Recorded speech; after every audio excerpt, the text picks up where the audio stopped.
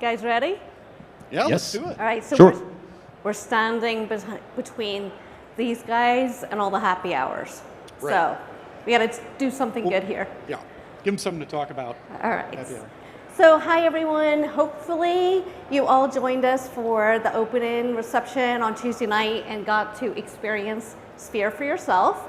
And today we're going to talk about the immersive technologies behind Sphere. And I've got this panel of experts to help us understand that. For those of you who didn't get to experience it, we do have a little video that we're going to get to. But first I want to start and let these experts just introduce themselves. So why don't you go ahead? Hi, I'm Joshua Groh. I'm the Senior Vice President of Core Technology for the studio. Hi, I'm Paul Breen. I'm the Vice President of Playback for Sphere Studios. Hey, Michael Hlatky, Head of Engineering at Totalplot. And I'm Bryan Hinckley, CEO of 7 Cents. All right, thank you guys. So if we could just roll video, postcard from Earth. This is just a little snippet for those of you who couldn't be there. Thank you.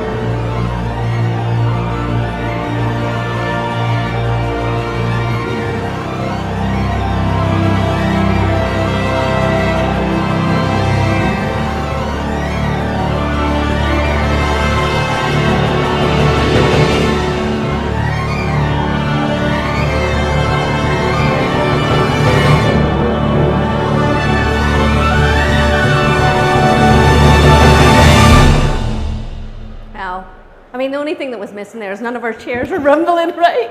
And there's no smells and there's no wind blowing, but still, there. If you haven't been, you're here. You should go. Anyway, with that, let's get started. So it's hard to believe. It hasn't even been a year, and it's already had such a big impact. I don't know how many of you notice as you fly into Vegas now, you see it, long before you get in there. And I just want to talk about what the initial vision was when.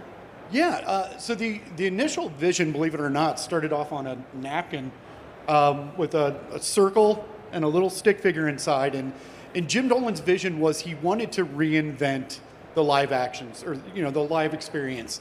He wanted to create a venue that transported people into immersive cinematic experiences. Re-evolutionizing how we experience concerts and sound. And yeah, just, and it came at a time when I think people really were yearning, we went through the pandemic and I think people were yearning for an experience to get back to experience something with people. And it was really just let's do something that's never been done before and let's try to break everything we can and make something magnificent. No, yeah, that's wonderful. So, I think everybody's heard about it, everybody's read about it, even if they haven't seen it. And I'm a self-proclaimed display nerd, so I'm like, show me the data. What about the specs? So can we talk about those numbers? Can you guys walk us through the tech specs? Sure, I'll take you through some tech specs here. So we'll start with the outside screen.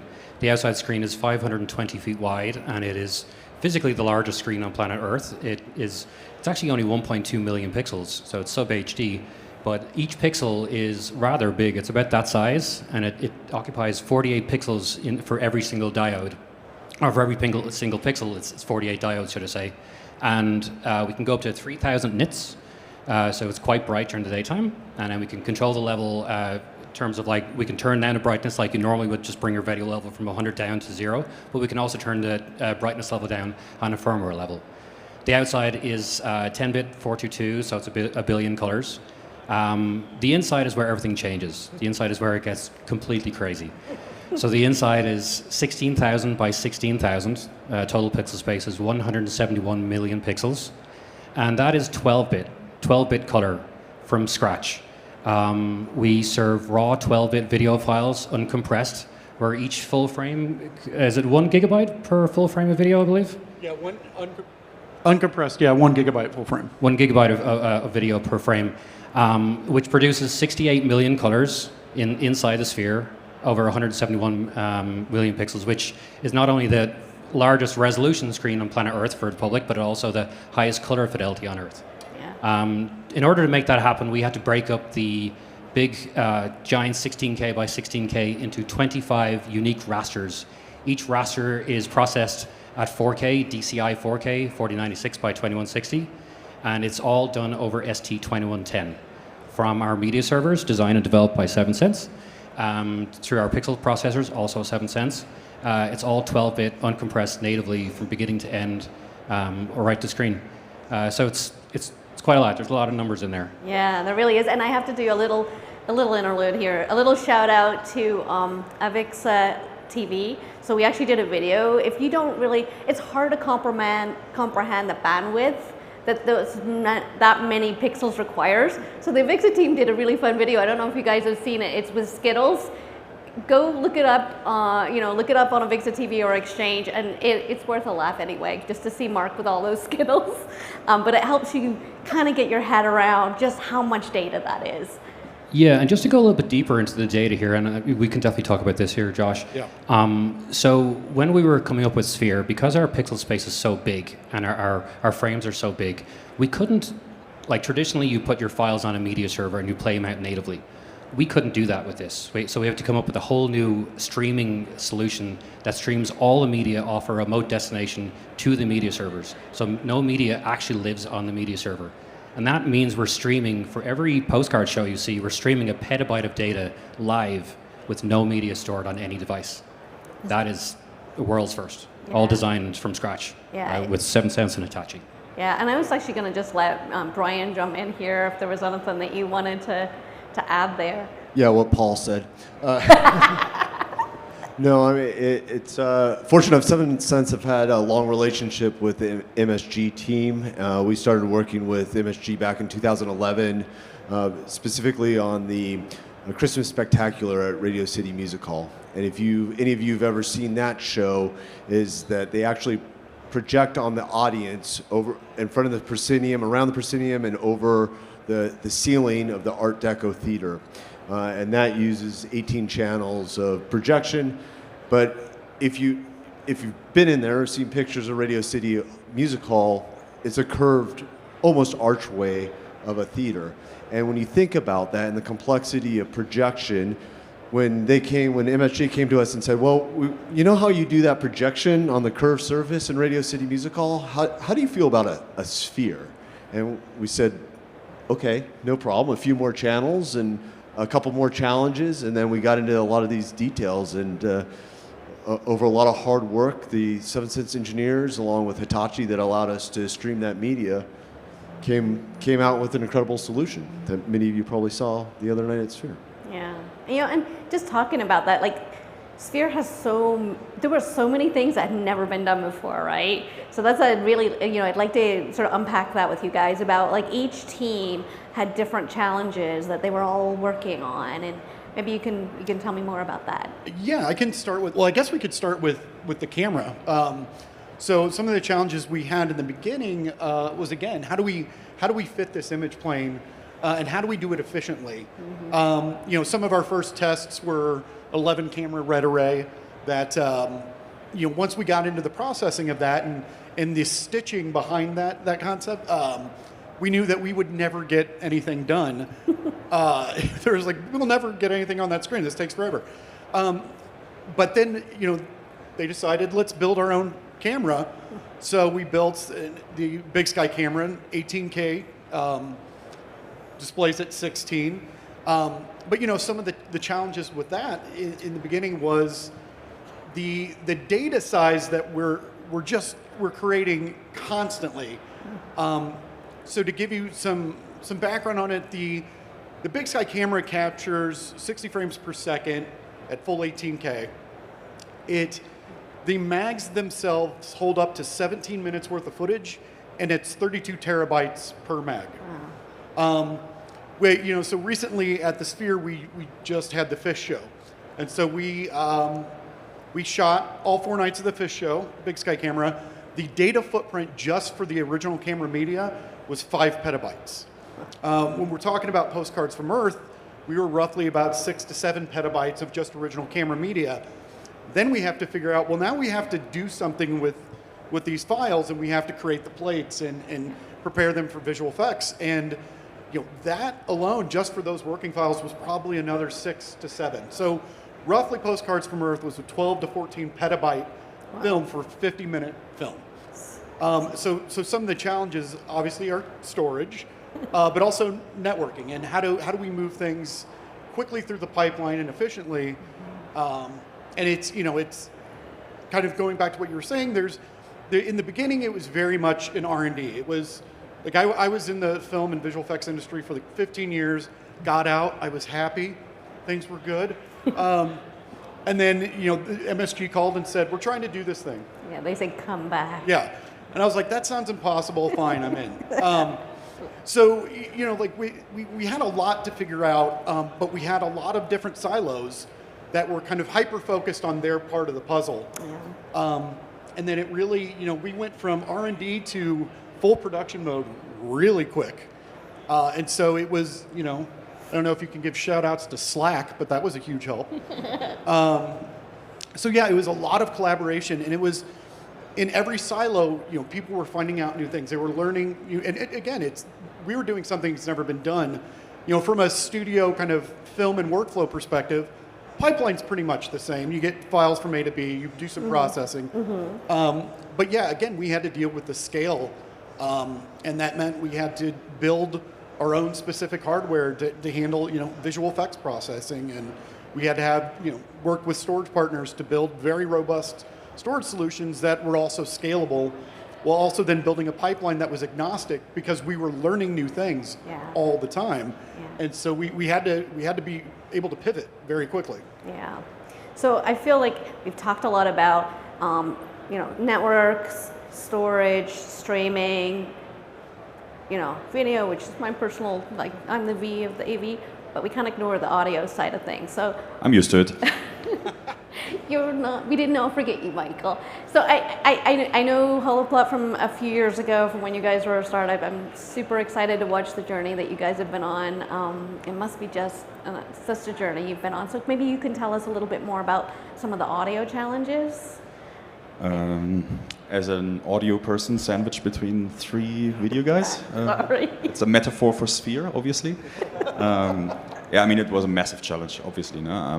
When we first got the call from MSG, it was like, we're going to build a spherical building, and it's 110 meters in diameter and 70 meters high, and take this times 3 to get it to feet. But I think you can all do European measures, and you got maximum of 300 tons of weight and 1.5 megawatts that you're maximally allowed to consume, and it needs to be 105 dB from everywhere, and we can't see any of the speakers because we want to build the world's biggest video screen, and how hard can it be? And easy peasy, right? Yeah, we also said yes. All right, so what I'm hearing is y'all like a challenge, huh? Oh yeah, definitely. Yeah. Okay, so moving on a little bit, there's this massive scope that Big Sky can handle, and I guess after being there and experiencing Postcard from Earth, and again, I'm a video person, but there's got to be a challenge of stitching what you're seeing and what you're hearing, so that it's all synchronized, and and we don't get that uncanny valley where we feel nauseous, right? So maybe you guys can talk about that. Yeah, I was going to say, maybe say the venue design, I think, is really key here, because the shape of the venue itself, we had a concept of there's no bad seat in the house. Traditionally when you go to a concert, you always go sit by the front of house, right up there where Fred is standing right now. It's going to sound best up there because he's mixing it for his ears. So in a traditional venue, you stand next to that. Where in Sphere, we didn't do that. We decided to make the whole venue the best seats in the house. So I think that is a really critical thing there because it pulls the audience much closer into the experience where they're seeing it and hearing it, like everyone's feeling basically the same thing across the board. I think that's really key. It's just so different to any traditional environment that we're used to putting on productions in. I think it's one key thing. Another element to that of how we marry sound with the video is a good section, I don't remember the exact number, but a good section of the seats are haptic. 10,000. 10,000 seats. So we had to use the audio from what we were capturing on set to drive a lot of those haptics to give you that very immersive experience. And it was kind of, going back to the vision a little bit, it's like, how do we make someone feel like they're in VR without being in VR? And so, the things, obviously, the amazing technology from Holoplot, the massive immersive screen, but you also have the haptics. You have the environmental elements from the wind, the hot air, cold air, the scents. And so it really, again, I think it's all about the design of the venue. And it was just like I always like to put it, the Sphere is made up of a bunch of misfit geniuses that just like are gluttons for punishment, basically, and like a challenge. And I think, it definitely, it came all together. And obviously a lot of doubts along the way. We're like, there is no way we're going to pull this off. But it was a very collective effort. And I think it was a pretty great team to work for. And I think that's the only way we got it done was that, like, all hands on deck. We're a big happy family. So actually, that's great segue into my next question, because there's been like over, I think, 600 shows or something at this point. And so I'm guessing you guys have learned, like, there was like the first show and then oops, and there's been some edits and some tweaks as you've gone along. So I guess I want to explore that a little bit. Like, is there anything that surprised you, like, that you just didn't expect? All of it. Okay. Everything. I think the initial shock was just the pure scale of the data. Like, that was working traditionally in 4K and then suddenly saying, oh, well, we're going to do 16K and this is how big the screen is. That was a very initial shock, because again, like a lot of the traditional ways we would do things in film and visual effects to move files through wasn't gonna, like, we had to reinvent the wheel in a lot of different places and get creative. And that, again, with like partners like Holoplot and 7 Sense, that's how we were able to do it. But I think, for us, and guys, I feel like I'm hogging this. You guys, okay, you just let me know. All right. But I think for us, we're constantly learning new things. And kind of going back to what I was talking about earlier, is we had to approach a lot of these challenges in a very agnostic way, so that as we learn new things and we find more efficient ways to, one of the big things we haven't talked about really, but was a challenge going into Postcards from Earth, was coloring for the venue. From a creative standpoint, we didn't actually have access to the Sphere until August, mid-August, and we were opening the show on the 29th. We were still commissioning the LED and all the systems inside, so there literally wasn't an ability to get in and see anything. Wow. Yeah, so August was fun. But yeah, so we had to like figure out, because we're dealing with this venue, you have a completely different lighting experience. So there was a lot we had to figure out in a very short amount of time. And I think through those things, a lot of what we do is just try to break things and figure out how far we can push it. One of the posters we have at Sphere that we constantly laugh about is that we don't, what is it? We don't do things. We don't make rules for the rule breakers. Yeah. So it's like I say, it's a constant learning, and it's going to evolve. I think with Sphere, we just really touched the surface of the technology, and a lot of the things that we're cooking up are going to be pretty mind-blowing. Yeah, that's what I was going to ask you guys about next, because I know there's lots of speculation about what is, because after you've jumped the shark, I think is what they say in the States, like, what do you do next? And there's a lot of speculation about, is there going to be another Sphere somewhere? And obviously, you kind of know now what you're getting yourself into. Like, what are the learnings now that if you were to start over again today, if you can share, like, what would you do differently? I'd say no a lot more, I think. I'm so glad you didn't say run away. No, I think if we were to approach it, or at least from my perspective, approach it differently, I honestly don't know if there's anything we would change. Like, I think we were learning along the way. I think, maybe buy more storage now that I know how much our data footprint is. But overall, I think it was kind of a serendipitous experience, like everyone coming together and figuring this out. So I don't know if I would change anything. There's definitely things we'd change now, because I think we've opened Pandora's box at this point. So the amount of projects and things that we're dreaming and cooking up are just growing. And so our dance card is very full for the next couple of years. But yeah, no, I think from my perspective, I don't think I would change. What about you guys? You got quiet down in my corner. You can't get a word in. What would you change? Bryan, have you had a chance to do a do-over? If you're willing to share your... I mean, I think one of the things that we really learned about in this process was for the filmmakers and for the technology, we realized that the construction, as many of these projects that probably you all have been involved in, is that construction takes longer than you all expect. And the other thing that is really incredibly interesting is that the sphere, the content, does not look the same on a flat screen. And this is the first time that I saw the content from postcards on a regular flat screen and went, wow, it is so much more powerful, and the color depth is so much more incredible, and the scale and size in the sphere makes a complete difference, and it affects the storytelling. And I think one of the things that was most interesting for all of us, or challenges, is that relatively in the middle of the process, the realization, I think, took everybody and said, we need a way to look at this content. We need to be able to edit it. We need to test it. We need to figure about the size and scale and the speed of pans. It all affects the audience, and it all affects the storytelling experience. And the Sphere team realized this and ended up building a studio in Burbank, a quarter scale.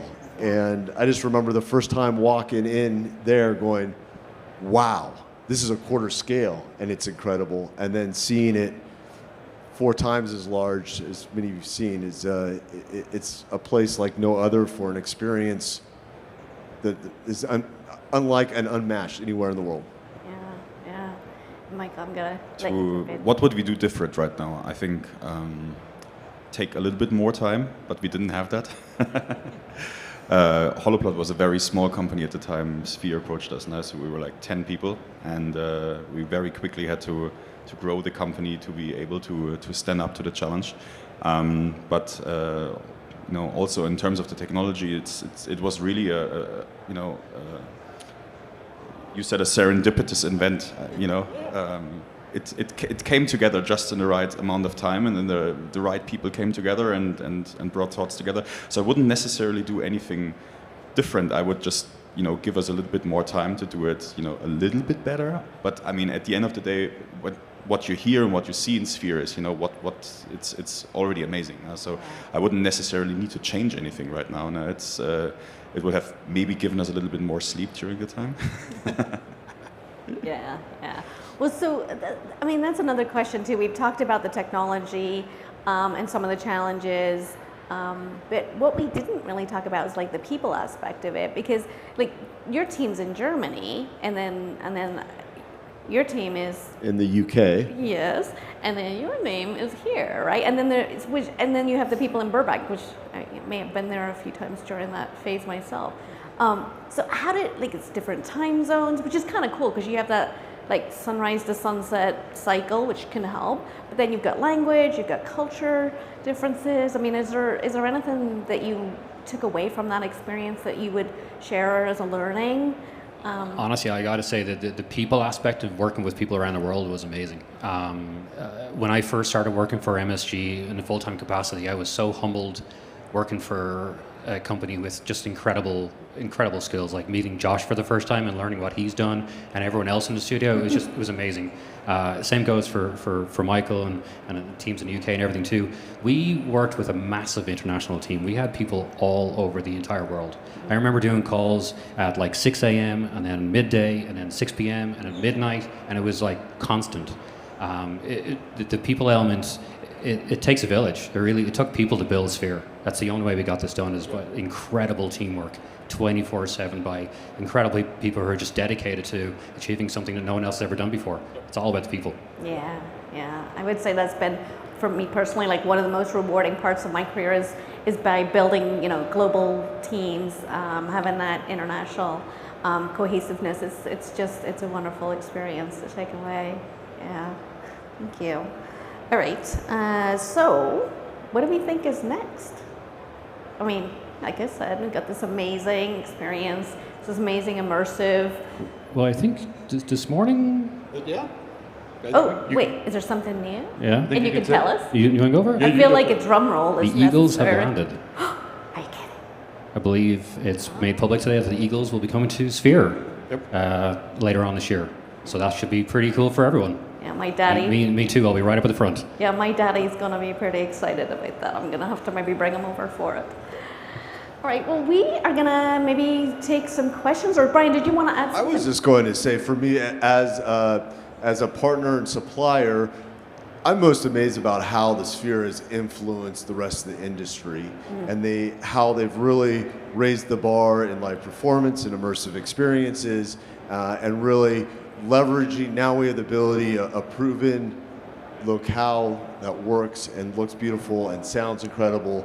And I don't know about you and Holoplot, but seeing and listening and seeing different opportunities in the marketplace all over the world, going, wow, if Sphere can do it, we want to do something similar or even bigger or smaller. It's not always bigger, it's smaller in different ways and different applications of technology, but I think this is one of the first real use cases of how to use technology and storytelling in a different format.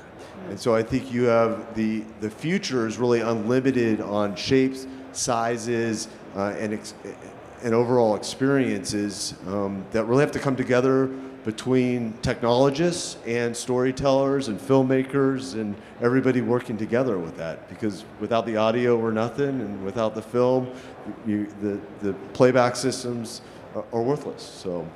What we see is that Sphere definitely has raised the bar, not just a little bit, but like by 2 orders of magnitude in terms of what is the expected audio quality in a live environment right now. And it's not just for movies or films; it's also for live concerts, which is something we haven't really talked about yet. No, I mean, yes, the Eagles are playing, but it's not just sounding good in a movie setting; it's sounding good in a live concert setting, and it's a multi-use venue, purposely built multi-use venue, and I expect that we're definitely going to see more of that. And then, the bar has been risen for audio quality, and everybody has good headphones these days, and people are expecting to have that same experience in a live concert, no? And Sphere gives you that. It's the only venue in the world that gives you that right now. Yeah, I love that you brought that up, Michael, because one of our other, I'll not name names, but one of the other VIXA board members went to see the Dead show on Saturday, and she's a musician, and she's like, I'm ruined now. I can't go see a concert anywhere else because normally I have to put earplugs in, and I didn't, and she's not a huge fan of the Dead, but she said it was amazing, just mind blowing. That's awesome. Yeah, it's good to hear, right? It's good feedback. Yeah.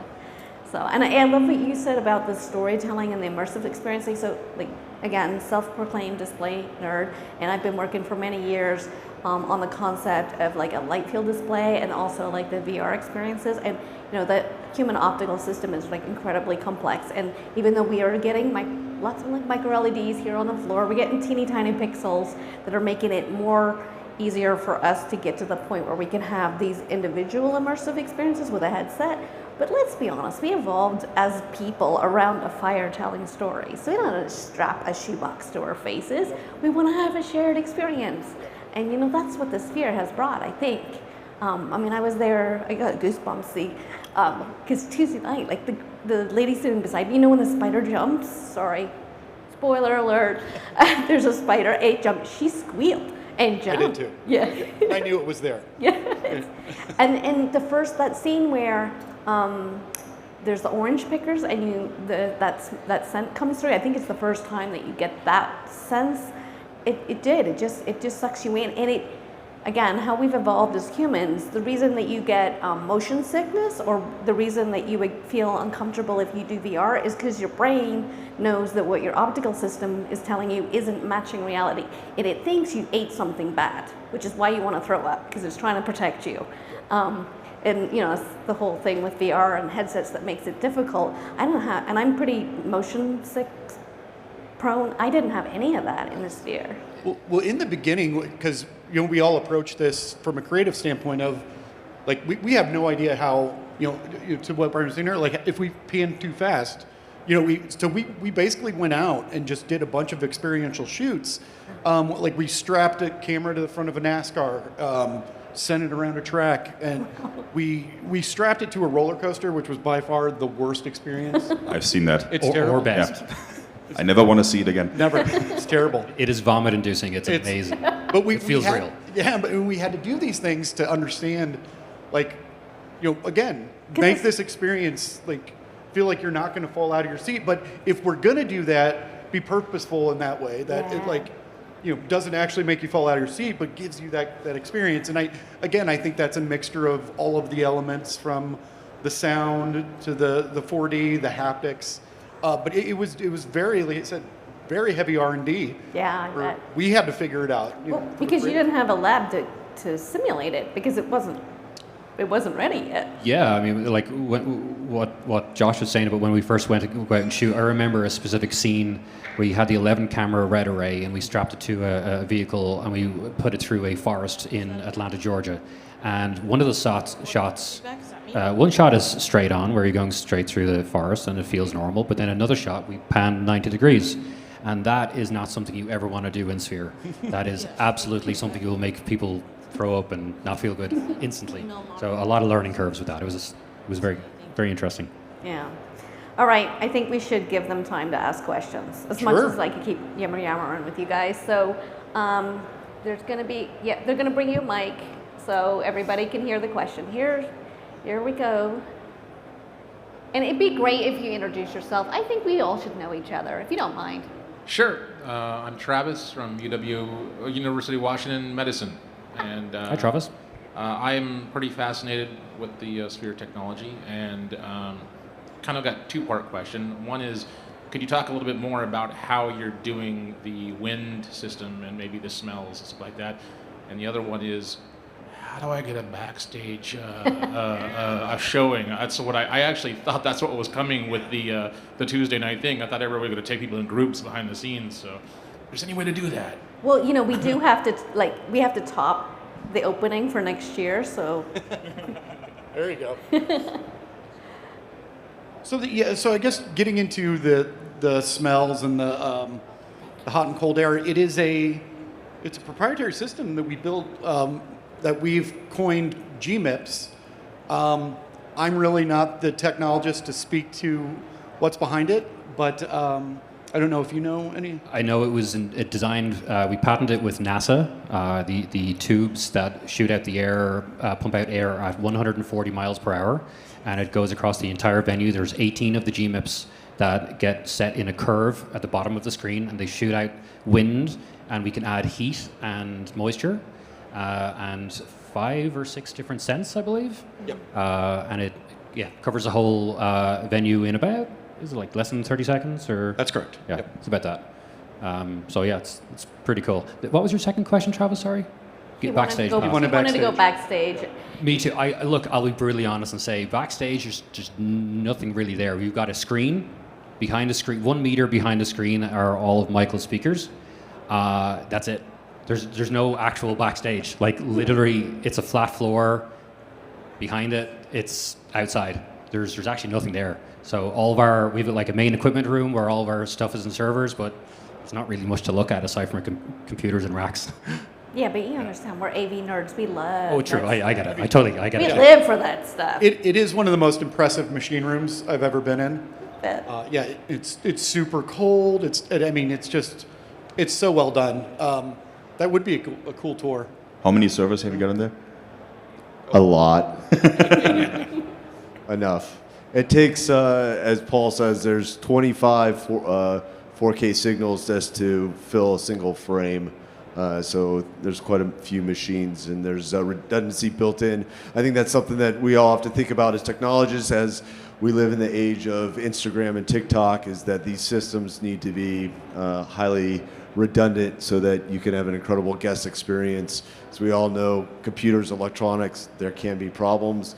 So we look at it as like a broadcast system that's got to have uptime and can't go down. So I think that was really smart. There was quite a bit of design throughout the whole distribution system in order to maximize and efficiently make redundancy to make sure that we get image to picture. So if there is an issue, the guest and the audience has no idea that it's going on. Yeah, you don't want that blue screen. I think exactly. We also implemented the the ST2110. Everything's network based with the -7 redundancy protocol. So if anybody wants to geek out about that, we can talk about that. But there's a complete failover in the network side as well. So the show must go on.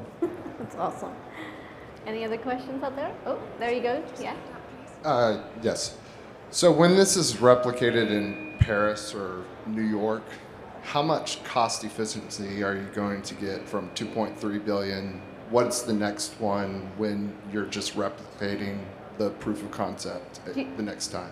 Do you mind introducing yourself, just so we know who you? Yeah, Dan Woodruff, Holodeck Universal Experience.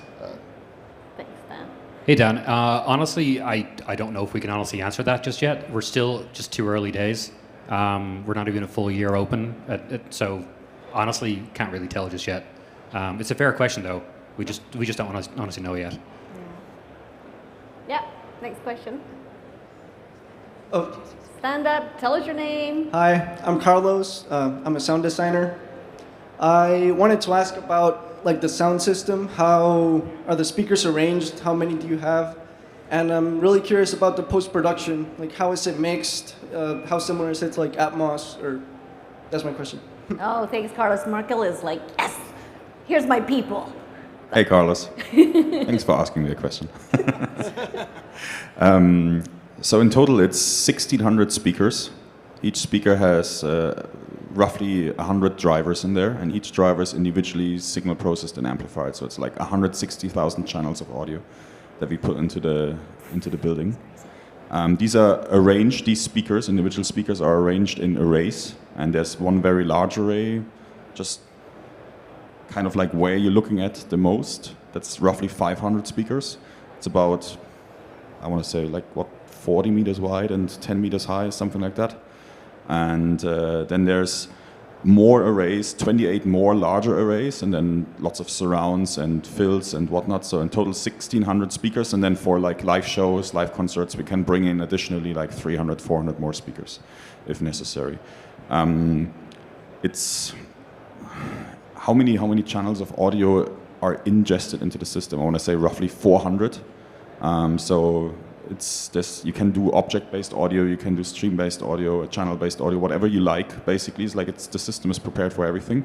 There's like an own object-based renderer in the system. You can pretty easily play Atmos content if you want to. We've done that a lot just for sound checks and stuff like that.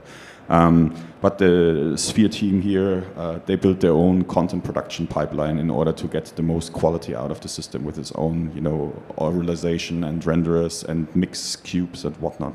You can probably speak about that. Honestly, no, I don't have enough info on that. I know it's pretty damn cool. I'll tell you that much.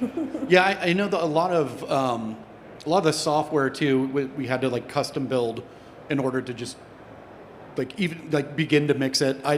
I don't know all of the audio details, but yeah, it was there wasn't a lot of off the shelf stuff that we could use, and that kind of goes for everything. There was nothing off the shelf. Yeah. No. Nothing off the shelf. Yeah. Everything is custom.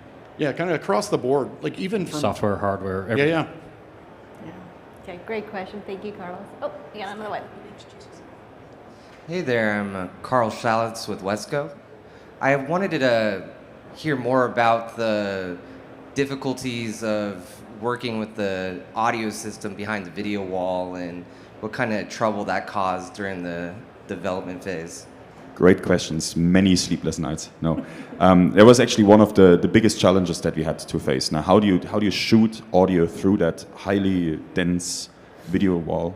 and how do you make it still sound good on the other side? No? So we actually developed compensation algorithms, 3D compensation algorithms, that they understand what the diffraction is that the screen induces to the audio, and then we correct in three-dimensional space for that diffraction, so that the beam front, when it arrives in the audience, still is doing exactly what we intended to do. And that's core technology that we had to develop together with Seiko, who designed the screen, and together with MSG in order to provide that audio experience. It's also the first time in the world that this was done. Yeah, that's a great question. Thank you.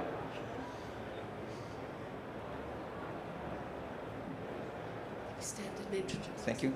Hello, my name is Wolf. I had a very long commute. I came 10 minutes that way. And we aspire to do immersive experiences.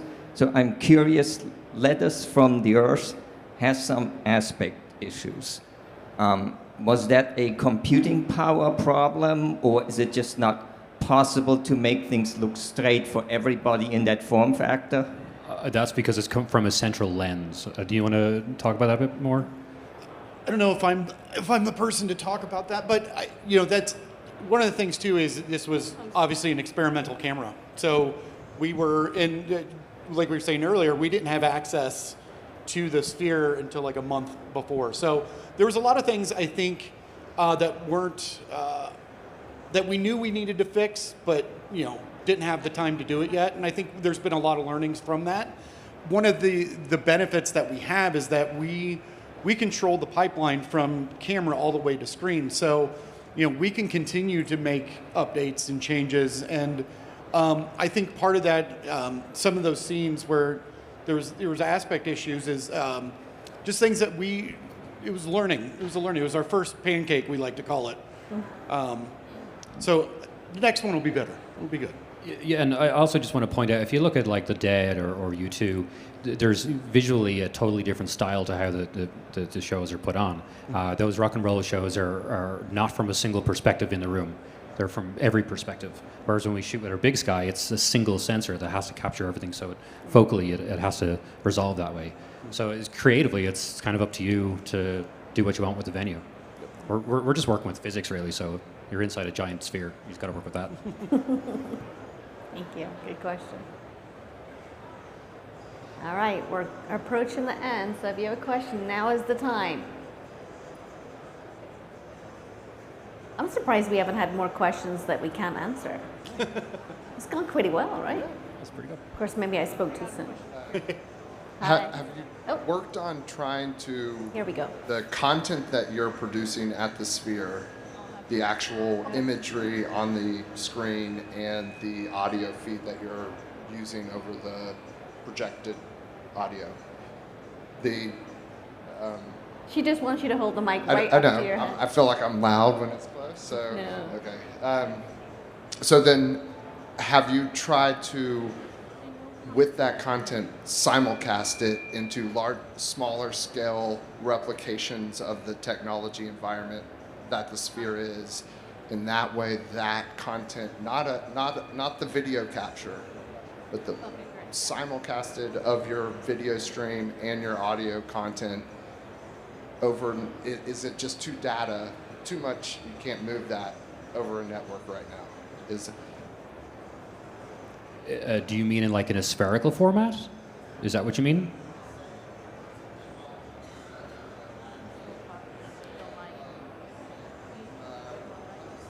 The scale of a stage. So what he said was the same technology, but at the scale of a stage. But did you mean spherical?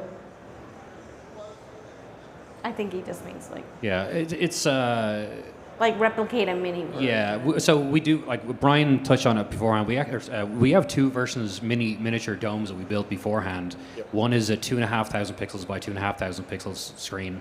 It's a dome. It's 14 feet wide. You could fit about 4 to 6 people in the hot seats in the middle. Yes. And then we have a bigger one that we built in 2021, what we call Big Dome, and that's a 208 million pixels. So they're physically smaller. Things change when you go down in scale. When it comes to the science of trying to design the audio to come through the screen, for our Big Dome in Burbank, which is 1/4 scale size, we couldn't make that a transparent screen. it's a solid panel screen. So the acoustically in there, it's not like Sphere. There's a lot of different things that you got to take into account when it comes to scale. So when it comes down to anything to this size, it's you have to revisit it. Is the best way to put it. I don't really know. All right, I think we're almost done. So I'm gonna say thank you. Last question. I think there's somebody over there that wants to question. Oh, Hi. Real quick. sorry, one last question. Yep, go ahead. Hi, my name's Alan Mays. I'm a system integrator and build large systems, and was really wondering about the power consumption of this system and whether you had any consideration for sustainability, which is something that we're trying to do as an initiative. I think it's a fair question. I don't actually know the usage. I do know the megawatt is like 32 megawatt is the whole building, but I don't know what the actual usage is on it. So I can't give the numbers, unfortunately. One more quick question. Did you guys celebrate Pi Day? No. I think we had there was a cake baking contest or a pie. That makes more sense. There was a pie baking contest. Yes, we had a pie baking contest in the office, but no, not on Sphere. That's a good question. All right, I see the clock going to 0, so I think I'm going to call it. Thank you guys for your great questions, for your attention. Thank you guys for being here and being willing to share. Thank you. everyone. Thank you. All right.